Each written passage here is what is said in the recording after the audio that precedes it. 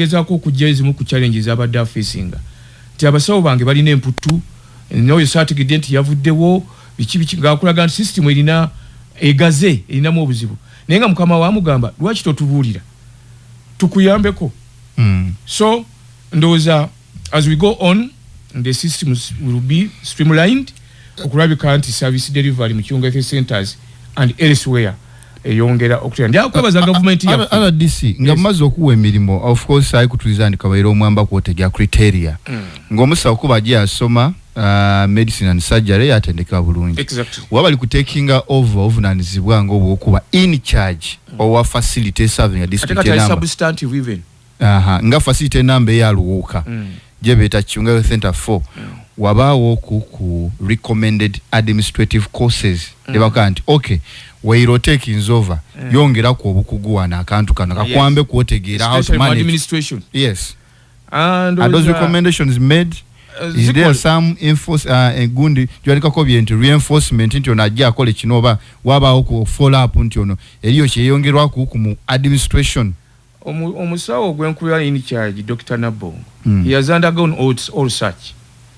teyandi bandi bati bamfula substantive in charge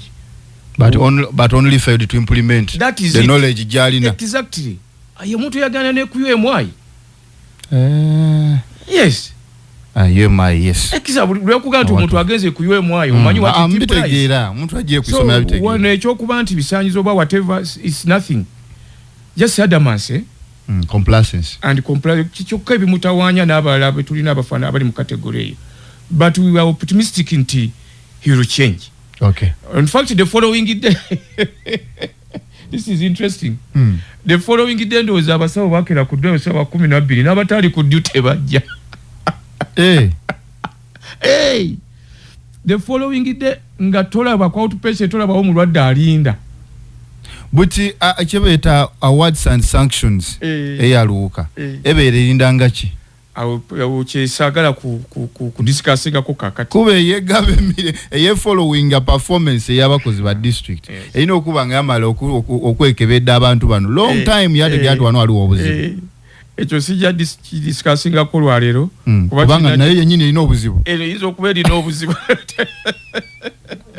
kalenga chenjagadde ekyesente okusaba abalwaire sente yo nebeere point everybody rise buruka nti omuntu oluka nti omukazi wa kulongosa mwana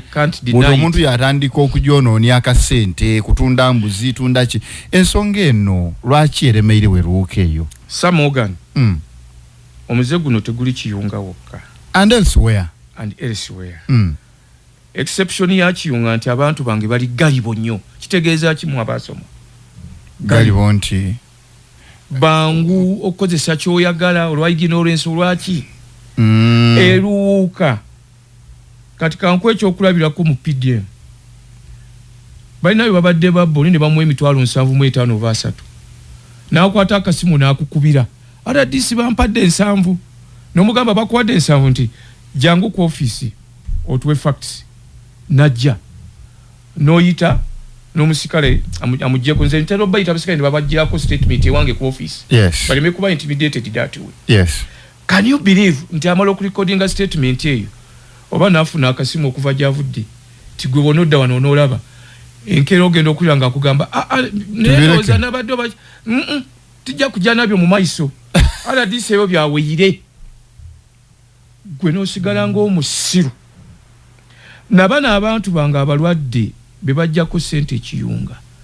sijja kugamba nti bazibajja kuba allegation zigamba nti n'abanda going operations babajja ko emitwalo 5 kwana yes abakazi mitwalo 3 abazaala naye nga tewali ajja kubuulira bemulugunyizeeyo in fact ko ate babyogera ne guli tuzikwata videos nenda bano benakwata videos nokere ncha noyitako omuntu jangu recording statement ku kiwangambi misinde ne simu ajjajjako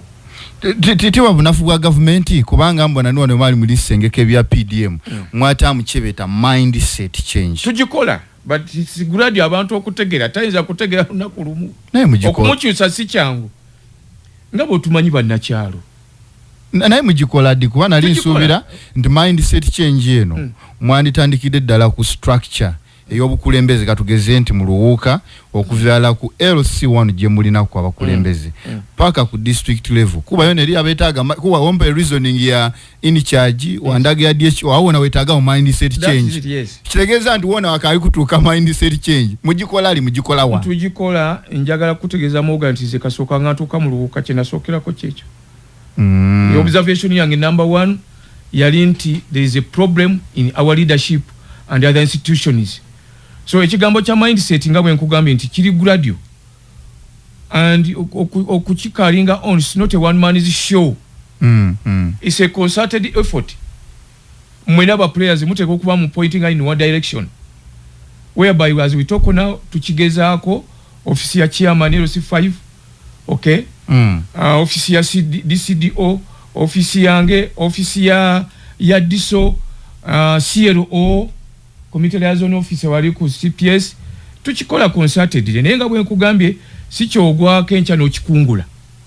it is gradual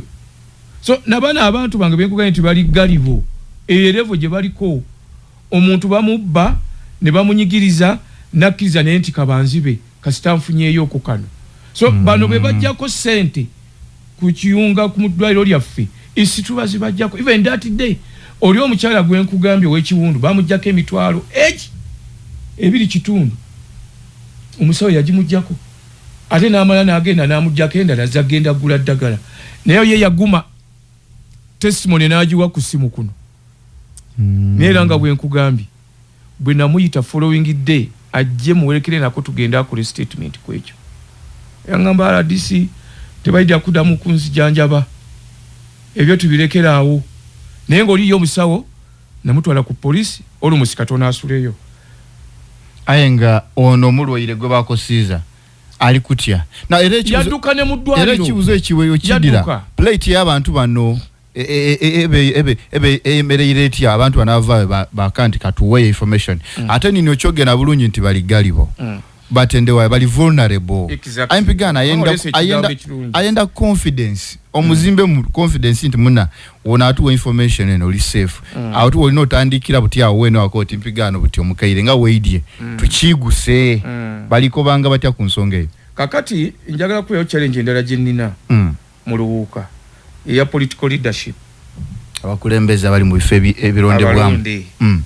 nti bo ensonga ngezo zenkugambye batya n'okuzogera ku mu bantu baabwe ate zibakuba baagala kwogera omuntu kyagala okukola ki okuwulira ebintu ebifaanagana ng'ebyo byandibadde bannaffe babituyambako nnyo weewaawo kakati ngezaako nnyo Bariton Board naye tebalina nnyo political will in their communities abantu amazima nti kino kifu kino kibi exactly awatu wetagawo mutabazi abayonula kiboko ofuna bulungi no kati a small section of them batandise naye there's another section ejitu kyalwana nayo